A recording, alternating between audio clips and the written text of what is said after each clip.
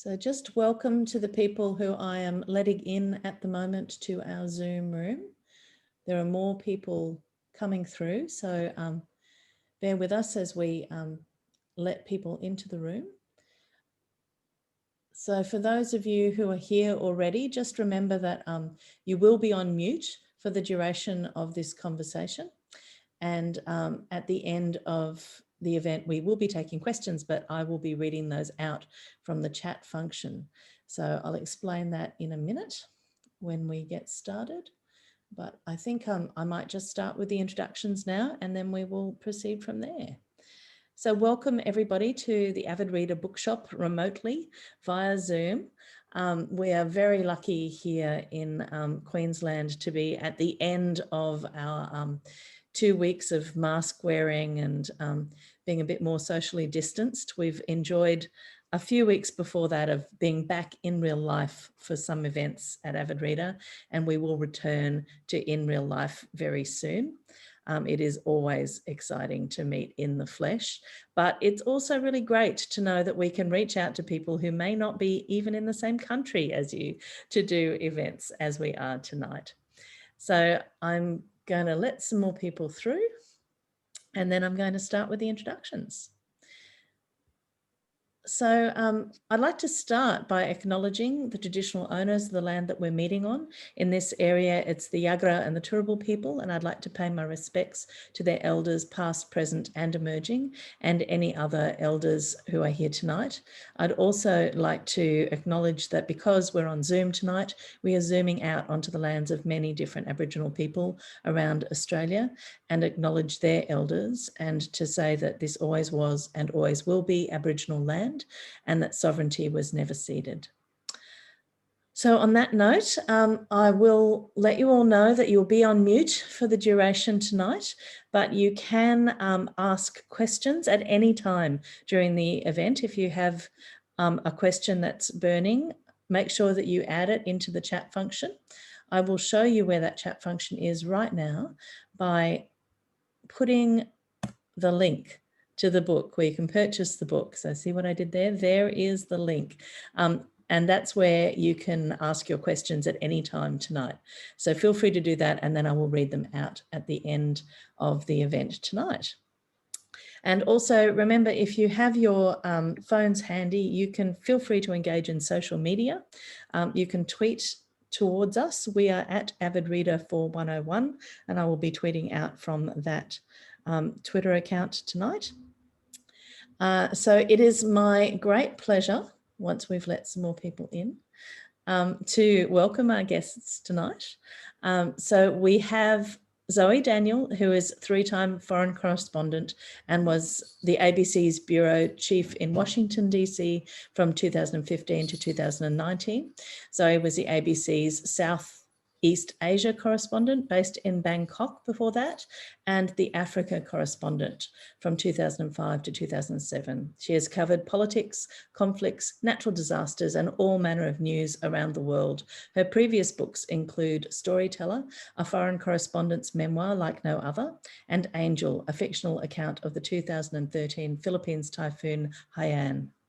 And with Zoe is co-author Roscoe Whalan, who was the supervising producer for the ABC's Washington Bureau from 2015 to 2018, covering the 2016 election and most of Donald Trump's presidency. Roscoe is now the supervising producer in ABC's London Bureau, coordinating coverage across Europe. So he joins us now from London. And in conversation with Zoe and Roscoe tonight, we have John Kane, who is adjunct professor in the School of Government and International Relations at Griffith University and frequent visiting professor to Yale University.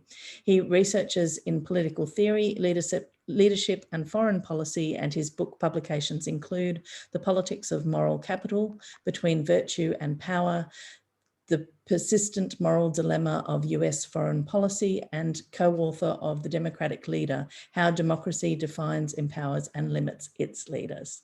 I will now hand over to John Kane. Welcome, John. Thank you, Christine, and very glad to be here with Roscoe and Zoe in your book. I'm going to begin by, I'm not sure if anyone has read the book who's joining and participating in this, but even if you have, I'll give my reactions to it and give some kind of overview of it. Jump in, Zoe or Roscoe, if you think I'm mistaking your intentions. This is a very readable book. It's a very of the time book. It's remarkable that it's out as swiftly as it is out. Looking back on 4 years of Trump's leadership, Trumpland, greetings from Trumpland, is kind of dispatches from the front, if you like, of ABC journalists giving the story from the beginning of the Trump rise and to the end, very end when he leaves. I say it's a good book and it's a good read. I don't say it's not a wholly pleasurable read, because it takes us through some of the painful and absurd events that we all had to, if you're involved in American politics, it has been front and center for 4 years. But very interesting to go over that ground again, and raises many issues, which no doubt we'll talk about tonight. Couple of the way the book is organized. I like the way the book is organized. It's organized stylistically. Instead of chronological, we start in 2015 and we end in 2020 or 21. It's thematically organized. So we have chapters on different things like the issues of women, issues of race, foreign policy, a couple of chapters on that, fake news, etc., etc. I like this because chronologically, if you've pursued the chronological route, all these issues would be kind of jumbled up together. And I thought it was a good strategy to take each of these and we could focus on them and think about them and recall them in the way. It means occasionally covering the same time period and ground, but that doesn't matter. I think it's good. I like that. One thing I did want to ask was, first question for Zoe and Roscoe, is that the book is presented as first person Zoe. I did this, I was here, I went here. Roscoe's occasionally along with you. It's not clear what part or how Roscoe played in the writing of the book. I wonder if you just speak to that. Yeah, so Roscoe and I have written a lot together over the years. We sat together for 3 years in the Bureau in DC, writing ABC television scripts, ABC radio scripts, and material analysis sometimes, and also stories for the ABC website. And often I was in the field, Roscoe was in the office, and we would be working in a live Google document. And we found that this was a very effective way to work, particularly in the world of modern journalism, where everything is happening so quickly and there are multiple deadlines for different outlets. And I think that after doing that for about 3 years, and Roscoe can speak to this in a moment, but we got so used to doing that we could kind of finish each other's sentences. And it is actually quite a weird experience when you have a live document in front of you where the two of you are writing in it and you see words appearing on the page as you're also writing within the script, and you sort of go, oh yeah, that works, and then you can kind of finish the sentence. So we really did end up where we could kind of finish each other's thoughts in a sense, and we worked off each other very well. So after I came back from DC and I had been pondering this book for some time, but I knew that the deadline would be very short because it really had to be delivered as soon as possible after the 2020 election. I called Roscoe in London, or in fact he called me, and we were having a chat about other things, and then I said, oh, by the way, I have this project in mind. And so we ended up in effect writing this book together in live Google documents. But it worked also because of the time difference and the short turnaround, because I was on the Australian time zone and Roscoe was on the London time zone, that we could effectively be moving the book forward 24 hours a day, and that I would get up in the morning and see what he'd managed to do, and vice versa. And obviously we were wrestling sort of with the narrative that you talked about, John, because there's a lot in there, but we were able to work through that more quickly. And perhaps Roscoe can speak more directly to how he's able to write as me, but I think we know each other pretty well, having worked closely together for so long.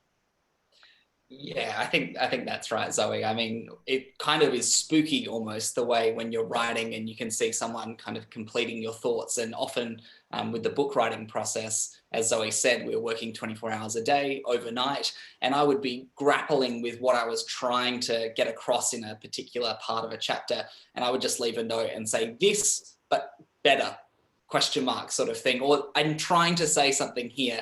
And then the next day I'd wake up and Zoe had resolved it. She'd figured it out. And I think we both had that experience both ways sometimes, where we were close to what we were trying to say, and having a co-author to work on with it helps a lot when you're trying to work through really complex ideas and distill them down into, 10, 15 chapters in a book. The bit about writing, as Zoe, I guess, it made sense. Obviously, she was the one that was often on the ground for most of these experiences. But the nature of the news cycle was we were so busy, and Zoe would be in one place and then something would happen and we would be on the phone and say, right, well, tomorrow you're going here now. And Zoe would kind of fly in blind after being on one story, heading to a different state to cover a completely different issue. So I'd be the one back in Washington kind of working the phones, contacting a lot of these Trump supporters that feature in the book, making that initial connection, and then Zoe would go and press the flesh with them in person. And so our friendships with the characters in the book, Dan and Mike, they're sort of like a combo relationship. Zoe's met them in person a lot of times, but I've spent hours on the phone with these people before Zoe met them, after Zoe met them, in the follow-ups, and particularly with the book as well. I kind of figured that some kind of symbiotic relationship was going on, because Zoe's family appears in it every now and again too. There's personal glimpses, not so much of you, Roscoe, but certainly of Zoe and her family. What you're saying too, of course, the interesting thing about the perspective of this book is this is a book by journalists, and you get a perspective of what it means. You're talking about it there, Roscoe. It's kind of frantic, often, sleepless sometimes, and often sounds to me like a very bad diet. So it's that's an interesting sub-theme of the book, if you like, from the perspective. It's not an academic perspective. This is people on the front line dealing with people, and I like that part of the book. And what you're saying, Roscoe, about the people you got to know, that's the strength of the book too. That it was interesting, the first part of the book, where you're predicting that Trump's going to win. And you're predicting that Trump's going to win because you're out there talking to people, real people, who are saying, no, I'm going to vote for this guy. And it's not filtering back to Washington or to the East Coast, or the West Coast for that matter. So I thought, that's one of the strengths of the book too, that you're talking to these people. You're also talking, your own political proclivities are quite clear in the book. You're a critic of Trump, but you're talking sympathetically to people who are Trumpites, we would call them, people would call them. And that's another feature of the book I liked, and it brings out something that often gets lost. But it's your sympathy for these people. You clearly liked them, some of them. Oh yeah, absolutely. Yeah. And I think Roscoe and I both like them. Yeah. And I think, look, I think that one of my sort of central approaches to journalism is to try to look at things through every side of a prism. So to try to go into interviews with people who have different perspectives from me with a very objective approach, even though, I may fundamentally disagree with the core of their principles. In some cases, that there's a white supremacist in the book who's probably, the most obvious example of that. But, I've always taken the approach of sort of, it's better to know why there is that thinking, what underlies that thinking, what drives people towards someone like Donald Trump, even though in many cases they had to pause their ethics and their sensibilities and their civility in many ways because they had reservations about him, but they still voted for him because of what they thought or think he can deliver to them. And I think this is something that Roscoe and I were both very clear on when we started to write the book, was that it's not a whitewash of Trump, but nor is it a sort of Trump bashing exercise. You know, plainly we point out Trump's fallibilities, but at the same time, what we're trying to do is to explain that not everyone who supports Donald Trump is the horned man who stormed the Capitol on January 6th. You know, most of those people are simply ordinary Americans, sort of desperate for a change and someone who will listen to them, who they can relate to. The fact that they chose Donald Trump how he becomes the everyman in their minds is also sort of an ongoing question within the book. But I mean, Roscoe, what would you sort of say about what John's raised on that?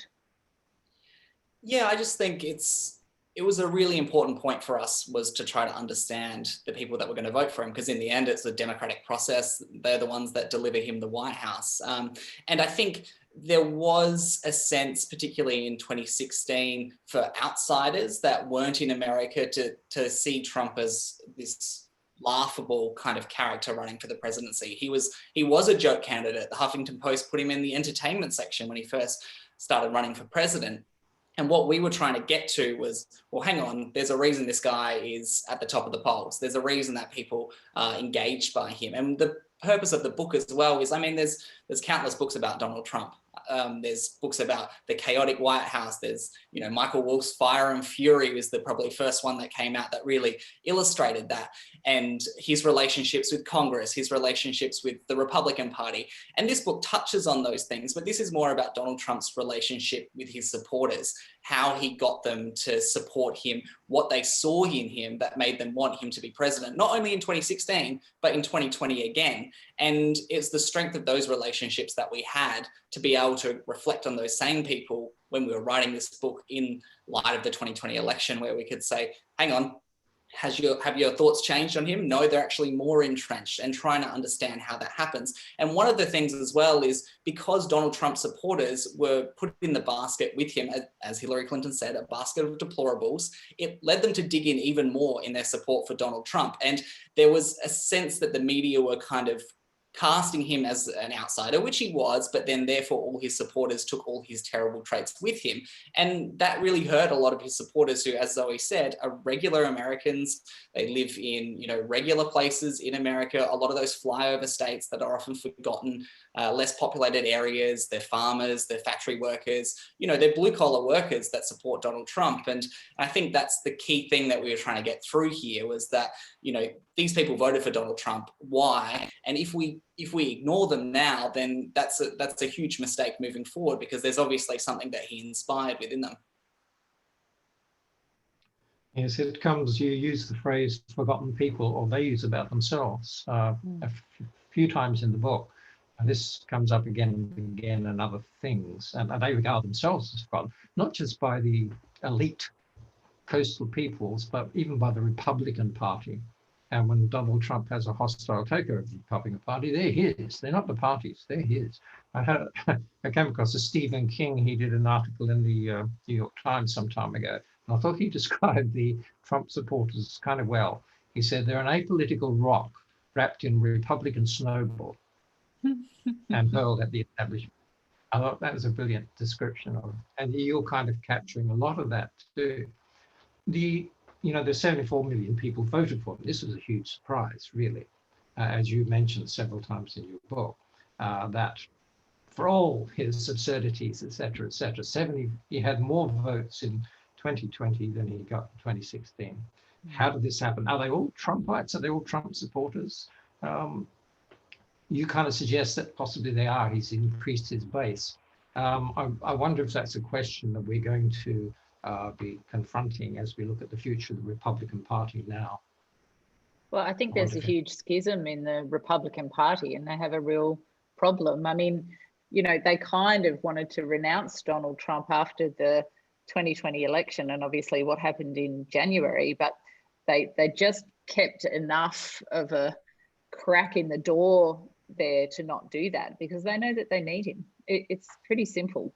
I mean, as you say, those who support Donald Trump in the Republican Party, not entirely, but many of them support Donald Trump, not the Republican Party.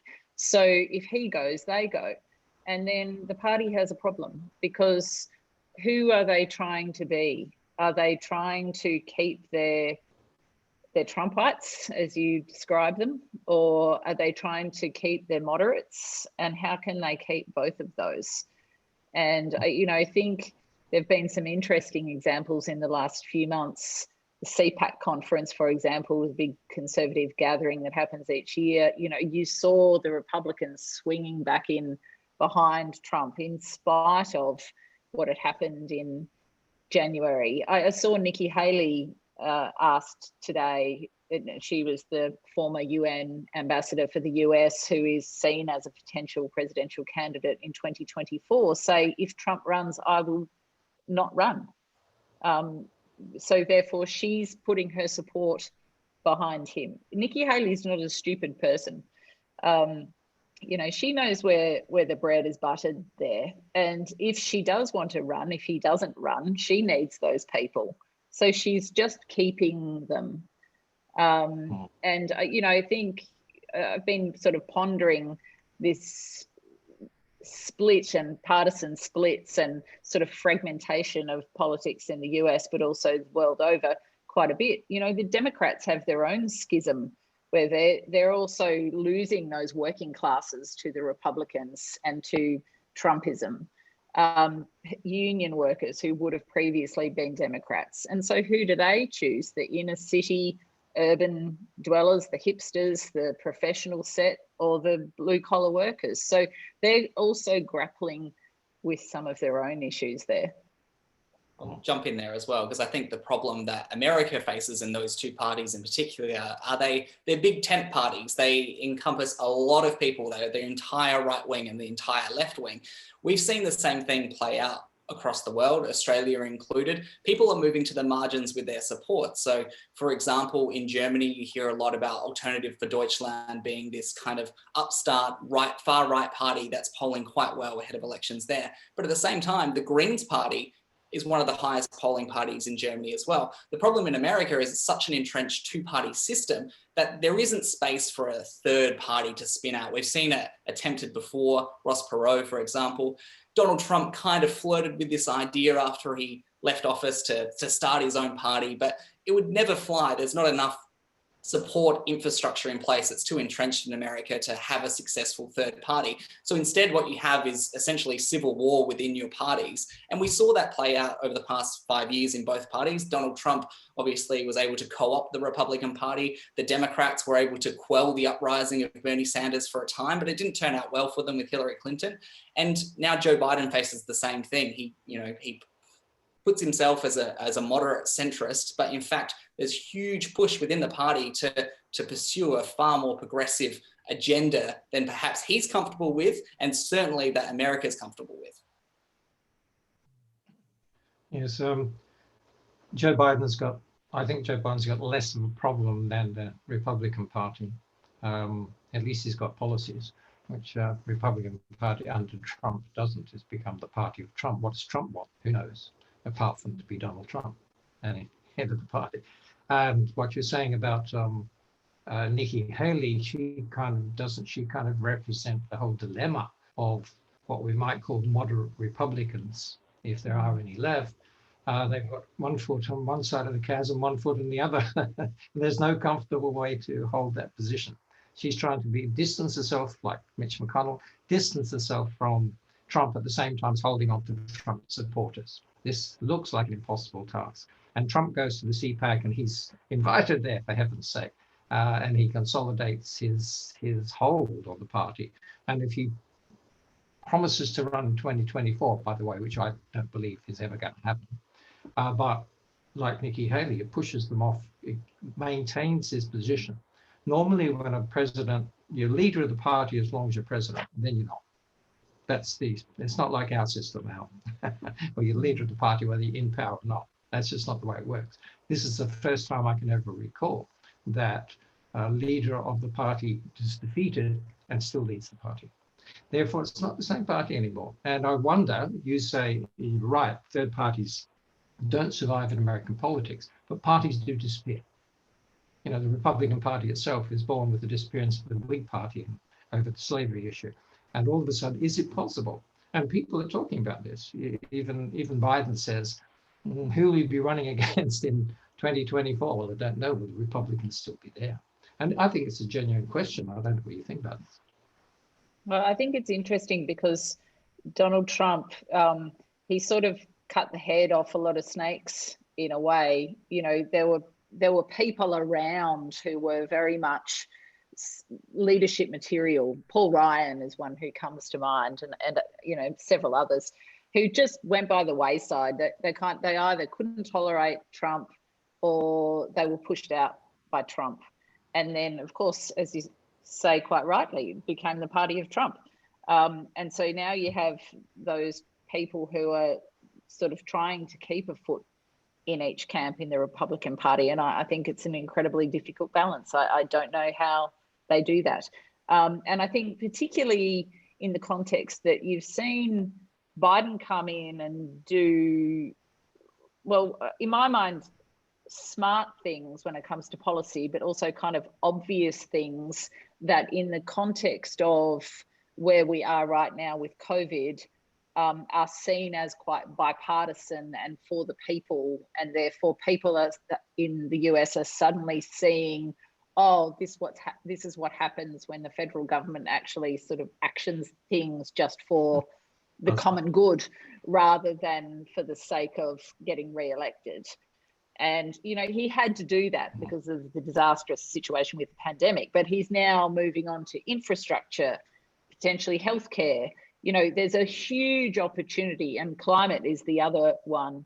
There's a huge opportunity to push a whole lot of actual policy through, sort of under cover of COVID, because people are a bit open to actual policy happening. And also the Republicans are in a difficult position to thwart that because it will just be seen as, you know, fundamentally negative and unproductive. So given that Biden had tagged himself as a one-term president, but in recent days has walked that back a little bit, you know, I'd always thought, well, part of the biggest problem that he has is he's got such a short window to achieve a huge amount when COVID is going to take up the bulk of the presidency.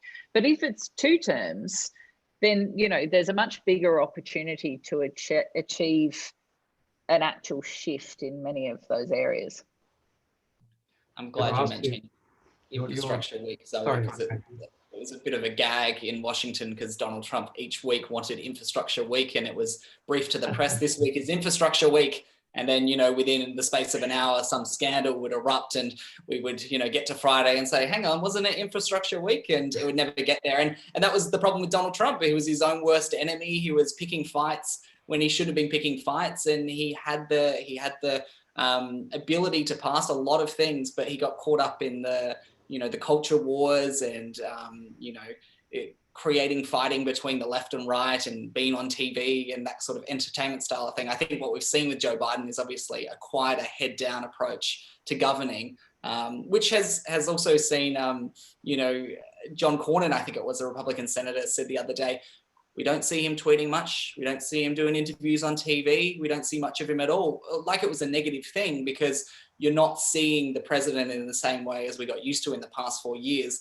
And I think the reply from the communications director as well. Hang on. We're kind of busy. We've got a lot on our plate at the moment. But it did also illustrate to me a change in the way we see government moving forward. I mean, there's an element of Biden, which is the exhale, that things can slow down and return to normal. But at the same time, Donald Trump provided a sort of access to what was happening in the White House on a day-to-day basis that people just were not used to, and his supporters felt that real connection through Twitter as well.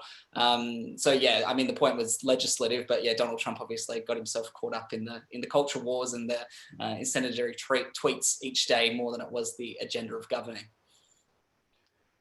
I was going to ask you, you covered ground. I was going to ask you, because your book ends with after the inauguration, basically, and you raised the question of actually what will or can Joe Biden do given the momentousness of the task and many tasks.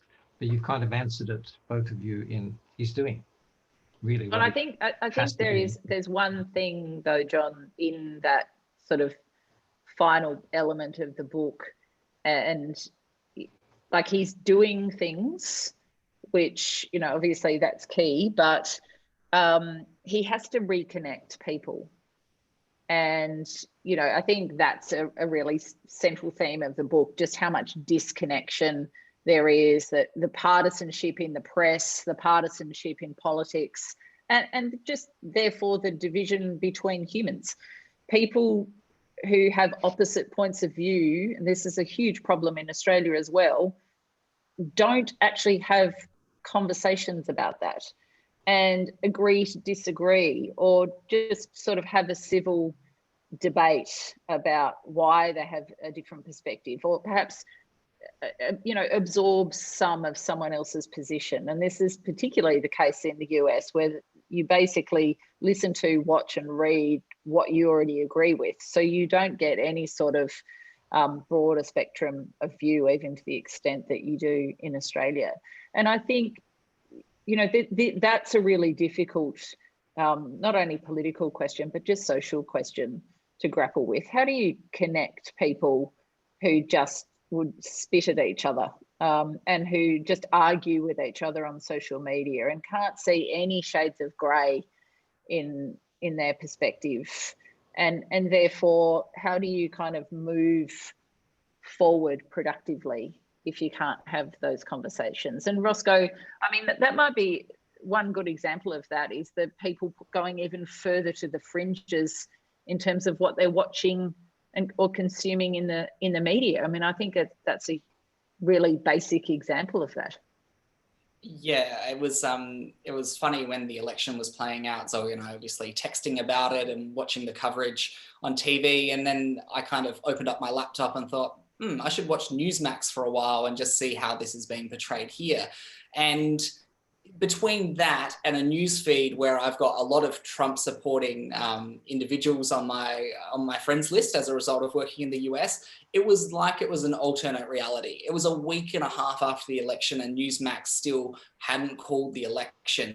And you understand then, if you're a Trump supporter, if you're watching this instead of, you know, BBC or something straighter, then you're going to end up with a warped perception of what's happening. And voter fraud was a really good example. I mean, Donald Trump sowed those seeds throughout 2020. And by the time the media was dancing to his tune, by the time the election came around, as a result, his voters believed it entirely. And they said to me, you know, oh, if Trump had conceded, then I would have accepted the result, but he didn't. So they continued to not believe what was happening, and they were living in an alternate reality. A couple of them asked me to read, you know, the Pennsylvania Supreme Court decision on why they expanded voting rights during 2020 before I spoke to him. You know, you started to have these barriers to entry to have conversations because it was so important that you understood where they were coming from. And to be honest, once you spend a couple of hours down that rabbit hole, you know, it's very easy to see how you can't get back out of there. And when you see those conversations playing out on Facebook with the memes of Joe Biden within, you know, days of him winning the election and the presidency and taking office, you realize that it's a really, really difficult conversation to have, and it's really hard to reach out and to bring those people back. And I think that's the point that Zoe was going to, is that, you know, Joe Biden may have a successful legislative agenda, but he's done nothing at this stage to move the needle on getting those Americans back on side or back to the middle. At least they're just more entrenched than they ever were before. And it's, you know, it's a dangerous place to be in when your political conversation becomes, there's such a chasm in between. What would you say to the position that Joe Biden realizes the divide is too deep? The divide you're describing is so deep, you can't begin to talk to these people. They can't begin to talk to each other. So Joe Biden, and I think this is the advice he's had and he's acting on, you can't reason them around. You can't win them around with words. You can win them around with policies that they like. Gradually, over time, they will say, now I noticed that I see in the Times today that the infrastructure, which the Republicans are trying to find fault with and oppose in some way, 70% of Republicans like it. But you can win them. You can win them over with jobs and money. You can win them over with prosperity. So, you know, that's infrastructure, that's jobs, economic growth, and it's also healthcare. So providing a way that people can get affordable healthcare. And the other thing I think, and I'm sure this is in your area of interest, John, is affordable higher education.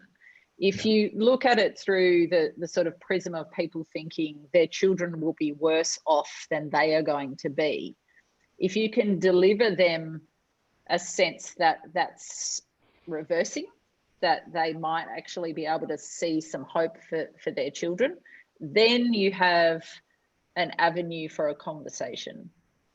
And I can understand from the perspective of a political strategist, if you're advising Biden, that you'd be saying, don't go there. You know, you can't go and talk on Newsmax. You can't engage with Breitbart. You can't, you know, engage with these people in that way.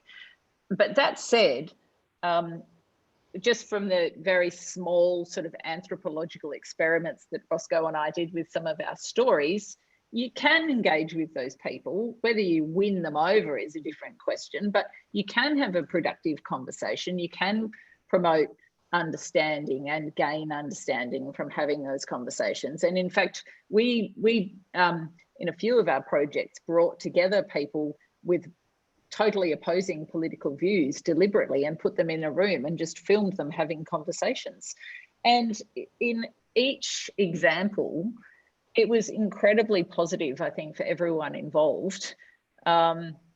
One that comes to mind most obviously is a group that we put in a bar in New York after Trump had been president for 100 days. And there was a young woman who was an undocumented migrant who had come in as a young person and had no path to citizenship, so was living in constant fear of being deported.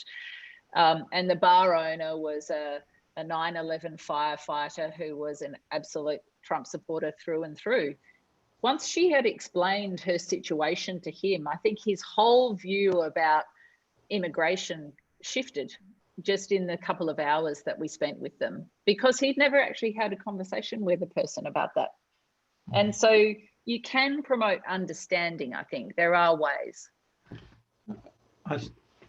That's very salutary, I'm sure, but it's hard to do that on a mass scale where you've got the silos you're talking about, the media silos. People only watch Fox, OAN and so forth, whereas the other crowd read other stuff. It's hard, isn't it, why that media environment is what it is. And politically, people are feeding off this separation. They want to keep it separated. They want, you know, Krugman had an article recently about what are the policies of the Republican Party now. They don't have policy anymore. They have issues. They have mainly cultural issues, because this is a way to power and holding power. But power for what? To do what? Just to hold on to power. It's kind of tragic circumstance, it seems, for American politics generally. But, you know, sorry, Ross, go ahead. I was going to say that's part of the Trump legacy as well. Like, it's not necessarily a policy position as such that he leaves behind, but a posture. And it was fighting. That was kind of what made him alluring to a lot of Trump supporters as well, was that he was willing to fight no matter what, and it was for them. And you see, and that's the danger as well. Donald Trump's, you know, a celebrity politician that comes in and is on the scene for a decade or what have you, but he has inspired mini-me's, and you see them all around America and around the world, these kind of copycat type Donald Trump light examples. The one currently in the press would be Matt Gaetz, who, you know, spent more time on the floor on Fox News than he is on the House floor. And they realize that it's the fight that inspires as well. And especially when you're in opposition, you know, it's easier to get that media attention when you say outlandish things, or you can get yourself on TV more.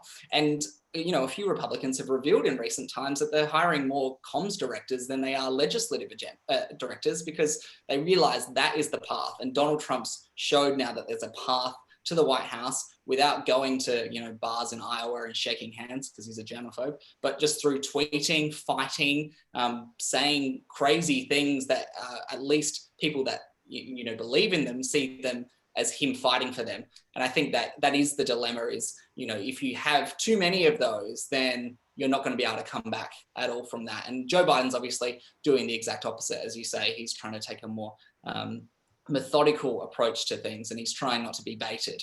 But yeah, that certainly is the danger, that this kind of politics by media is the way we move forward. And we've seen it in Australia as well, that it's kind of a dangerous path to go down, because you lose sight of the facts, you lose sight of you know, the limits to what, you know, is normal, ethical, that should be allowed, and that's kind of the Donald Trump legacy as well.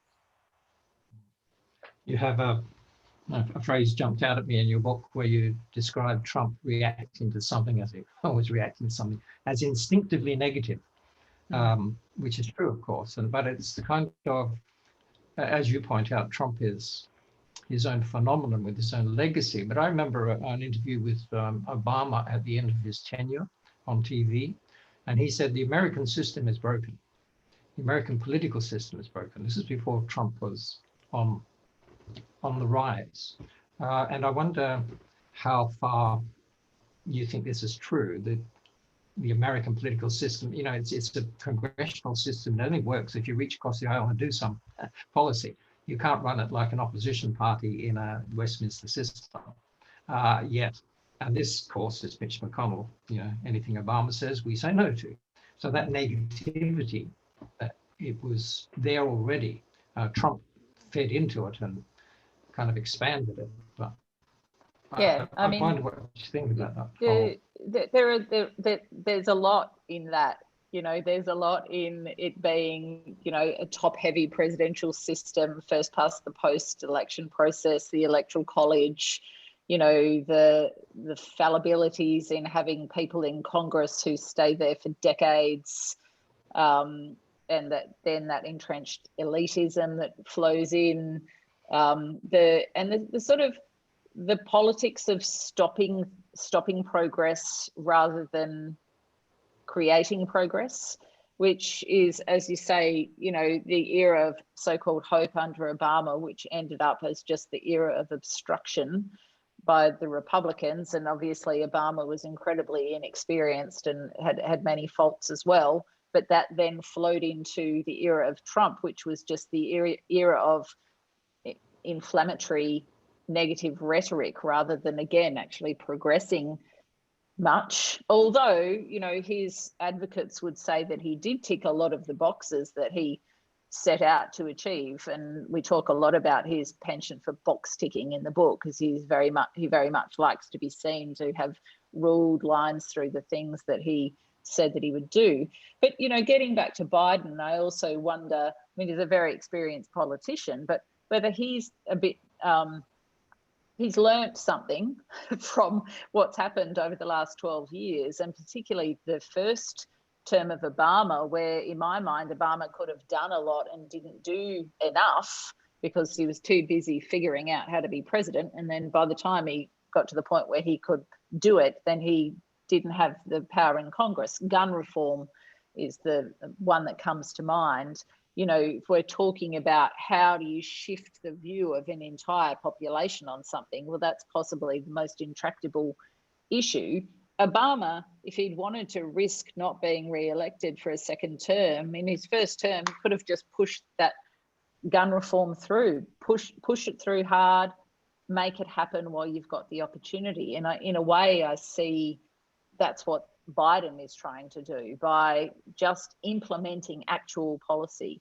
And one of the problems, as you say, that the Republicans have is just how much actual policy do they have? I mean, they had the opportunity to pull apart Obamacare, as they had threatened to do when Trump came to office, but they didn't actually have a policy to replace it with. So it was kind of the most emblematic fail on a policy level that you could get, something they'd been dying to get rid of, but they actually couldn't do it when they got the opportunity. Yeah, I absolutely agree. It was an object lesson in non-policy. And that's the problem. I think that's the Republican Party. They've got their judges in the Supreme Court. They've got judges all the way through the federal system, and they've got their tax breaks. But beyond that, it's hard to see what. And you're right about.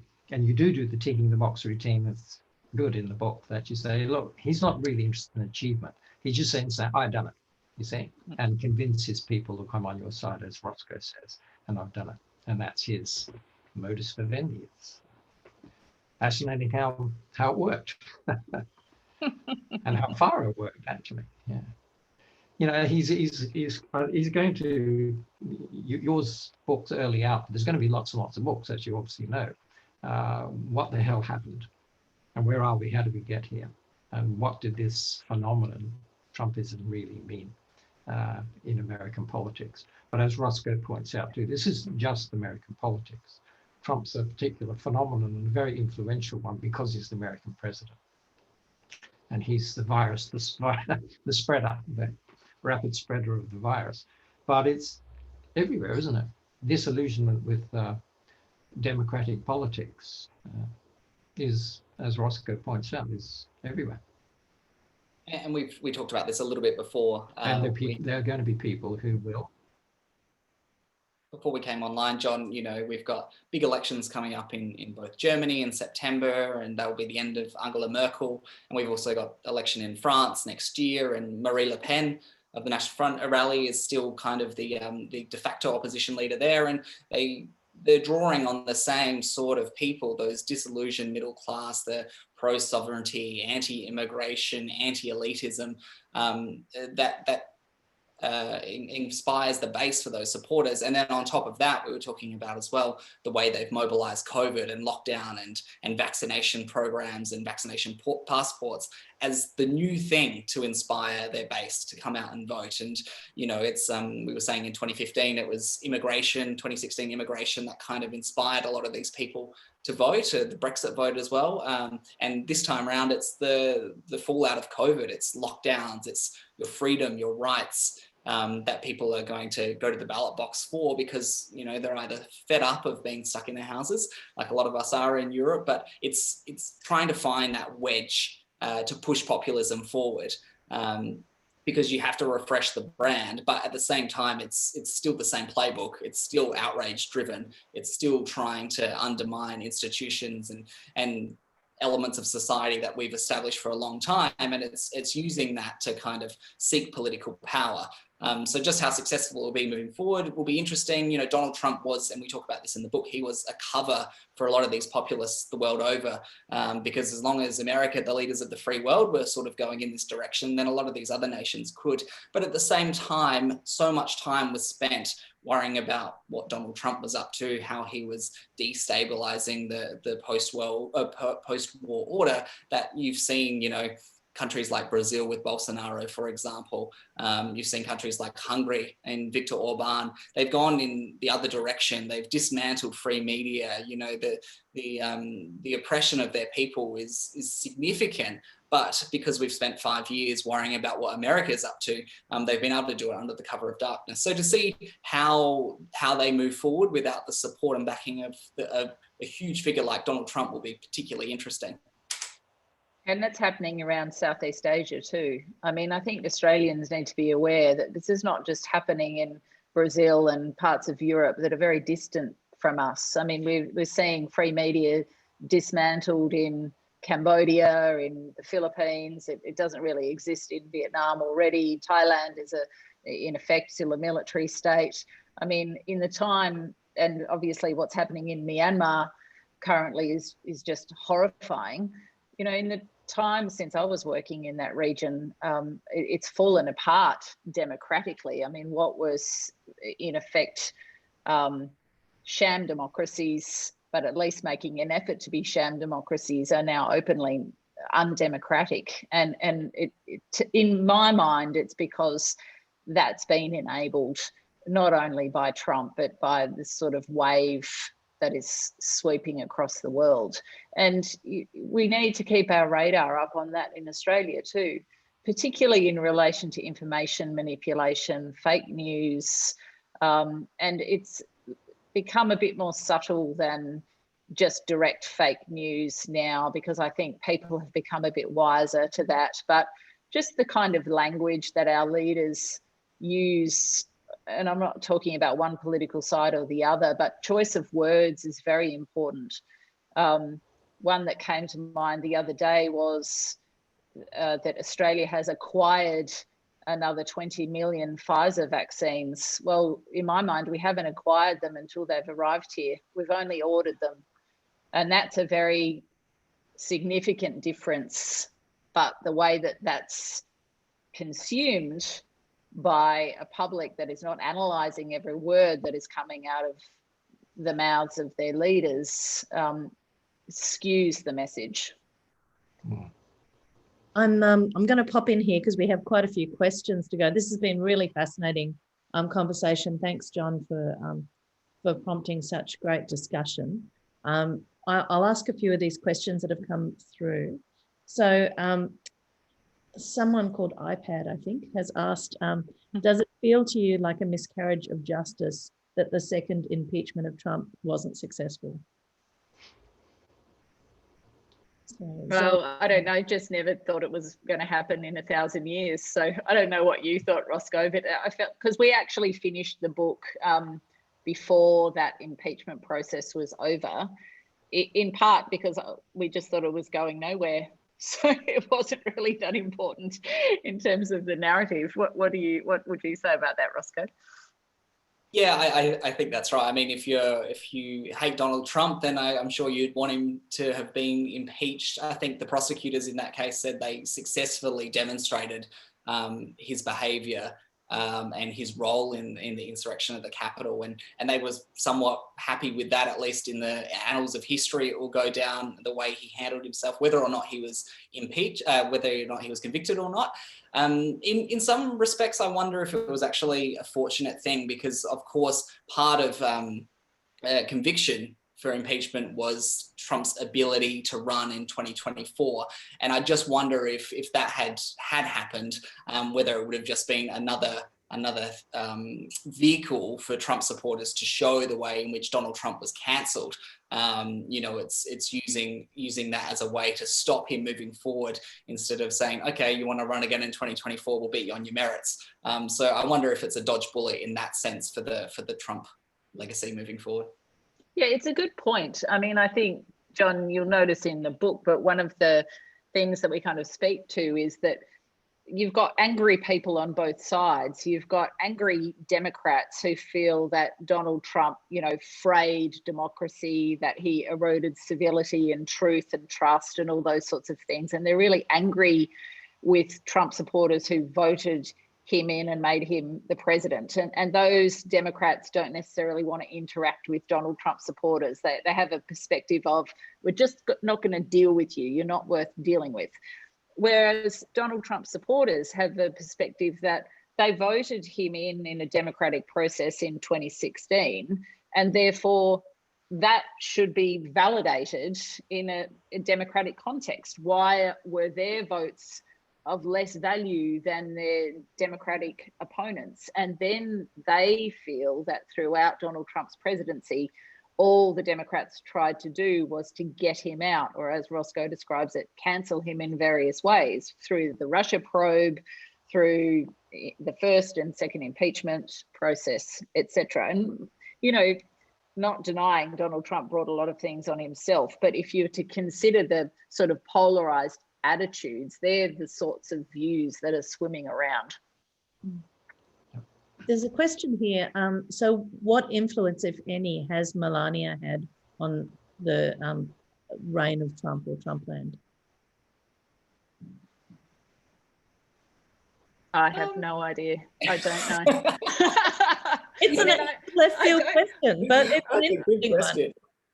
I actually don't know. Because Melania is such an enigmatic person. She, unlike many first ladies, she was not really present a lot of the time. She was there, but she was not present, and she didn't have a sort of individual profile in my mind, other than being Donald Trump's wife. The great irony being her major program was Be Best and eliminating bullying on social media.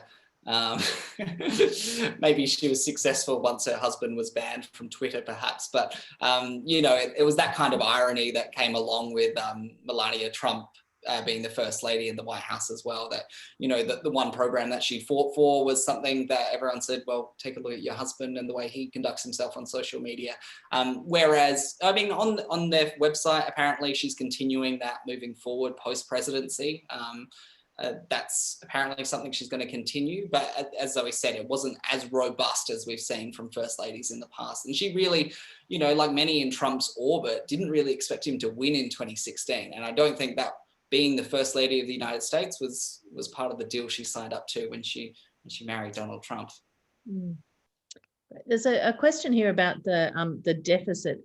The president, past and current, do not seem concerned about the large deficit. So what do you feel about that in terms of finances over there? Well, it's probably more in Roscoe's orbit, but the one thing I'd say about it is that especially under Trump, Americans were increasingly inwardly focused. So their main concern is, especially those people who support Donald Trump, what is happening to me in my town, with my job, with the factory down the road, and those sorts of things.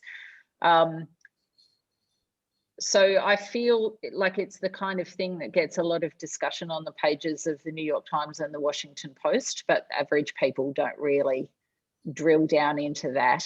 If their general prosperity is okay, and if they perceive that it's increasing, and bearing in mind that during the majority of the Trump era, things were looking pretty good because unemployment was at record lows, the economy was doing very well and such before COVID hit. It's a good point as well, though, to make that, you know, Donald Trump, part of his America First agenda involved, you know, trying to extract more funds from NATO nations towards the alliance. It involved cancelling funding to the World Health Organization. And part of that was on the basis that, you know, those regular Americans that Zoe mentioned, they're the ones funding these major institutions. And Donald Trump used that as a vehicle constantly to say, you know, well, you guys aren't doing enough. We're going to take our funding back. So Donald Trump had this very transactional way in which he would use America's clout on the international stage and relate it back to regular Americans. So, you know, that's your money going to the WHO. We're not happy with the way they're handling the pandemic. We'll bring the funding back. So that was kind of his way of trying to put money back in the pockets of Americans as well. And I think we've got time for one more question, which is, what did you, writing this book, have any disagreements on any of the points that you were writing about? And can you share something with us? You know, not really. I mean, there was. Maybe Roscoe, you should answer this. I can't remember. Probably in a vague. You know, look, writing this book was a lot. I mean, you know, we were discussing earlier that every chapter could have been a book in itself. So I think, you know, we had some sort of robust professional discussion about what was in and what was out. And there were a few things that we planned to put in. I mean, we had a whole chapter planned on guns that we ended up saying, well, Trump didn't really move the needle on that issue at all. So we just didn't write it. Because if the point of the book was how Donald Trump changed things, what was his legacy, that just wasn't a thing, even though it's a huge deal. So those were the kinds of conversations that we had, but I don't ever recall us having an argument or you kind of calling me up and saying what you've written is just rubbish, Zoe. Fortunately, due to the time zone, I could, you know, go into a chapter and, like Zoe said, if we couldn't keep something in, I would maybe strike through a big paragraph, which was the makings of something, and just say, I don't think it fits. And then we'd never have to discuss it on the phone. So it was good from that regard. But no, I think Zoe's right. It was mostly those sorts of things, you know, those big picture things of what to include and what to strike out. And the guns was a key one, because I know that was a topic that we covered at length. And, you know, Zoe was on the ground for many of those traumatic kind of shootings in America. So it's an issue that seems to be close to the hearts of basically every Australian correspondent that goes to the US. And when we had to decide to kind of cut that out, I know that was a difficult decision for us, but yeah, it was those kinds of things. And we described the beer on election night as lukewarm, which I think it was just maybe hot, like it was not a good beer. Just off the shelf. Yeah, not even out of the fridge. Yeah. So yeah, so other than that, no, it was very collaborative.